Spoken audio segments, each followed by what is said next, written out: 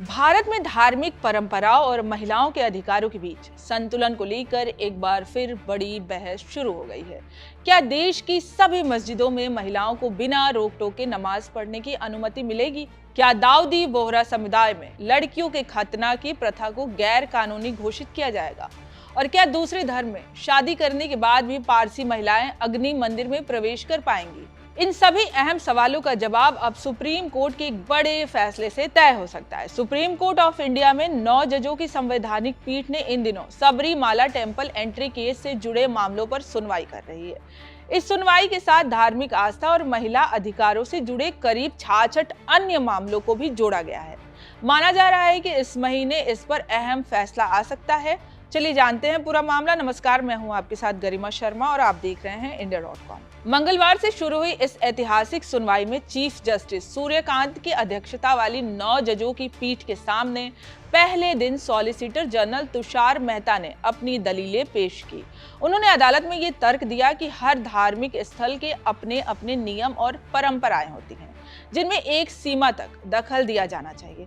उनका कहना था कि न्यायालय ये तय करते समय बेहद सावधानी बरतनी चाहिए कि किस हद तक धार्मिक प्रथाओं में हस्तक्षेप किया जा सकता है। दरअसल जिस मामले की सुनवाई हो रही है उसकी शुरुआत केरल के सबरीमाला टेंपल में महिलाओं के प्रवेश को लेकर हुई थी।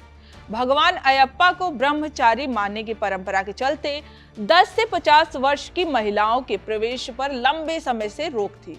साल 2018 में सुप्रीम कोर्ट ने इस प्रतिबंध को हटाते हुए महिलाओं को मंदिर में प्रवेश की अनुमति दे दी। हालांकि इस फैसले के बाद केरल में व्यापक विरोध प्रदर्शन शुरू हुए।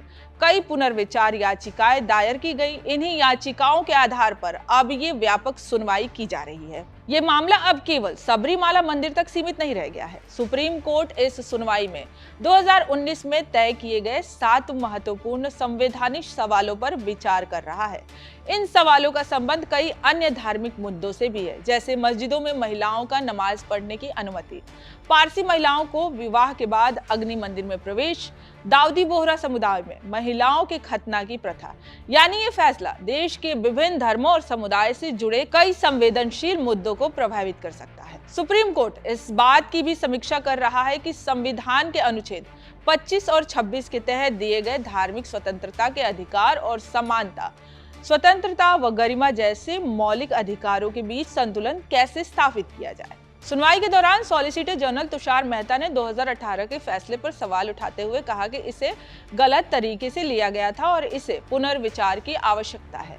उन्होंने ये भी कहा कि भारतीय समाज में महिलाओं को हमेशा उच्च स्थान दिया गया और हर मुद्दे को पितृसत्ता के नजरिए से देखना उचित नहीं है। मेहता ने आगे तर्क दिया कि भारत एक बहुधार्मिक देश है, जहां हर धर्म और संप्रदाय के अपने अपने नियम और परंपराएं हैं। सुप्रीम कोर्ट ने 1954 के सिसुर मुत्त केस और अनिवार्य धार्मिक प्रथाओं के संरक्षण की बात कही थी, लेकिन ये सवाल आज भी बना हुआ है कि इन प्रथाओं की पहचान कौन और कैसे करेगा। उन्होंने ये भी कहा कि धार्मिक मामलों में प्रबंधन एक सामूहिक अधिकार है और इसका संरक्षण जरूरी है। सुनवाई के दौरान उन्होंने ये भी सवाल उठाया है कि क्या आधुनिक संवैधानिक सिद्धांतों के आधार पर पारंपरिक धार्मिक प्रथाओं को बदला जाना चाहिए।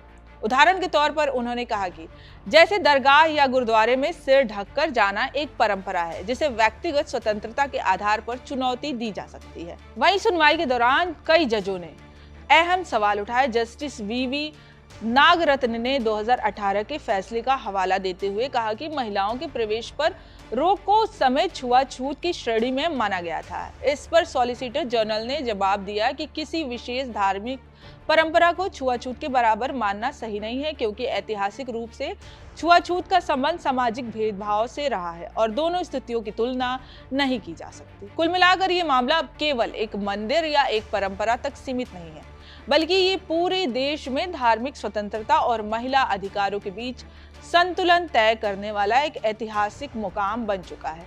अब सबकी नजरें सुप्रीम कोर्ट के इस फैसले पर टिकी हैं, जो आने वाले समय में कई सामाजिक और धार्मिक मुद्दों की दिशा तय कर सकता है। आप अपनी राय हमें कमेंट्स में जरूर बताएं। वीडियो पसंद आए तो लाइक, शेयर और India.com को सब्सक्राइब करना ना भूलें।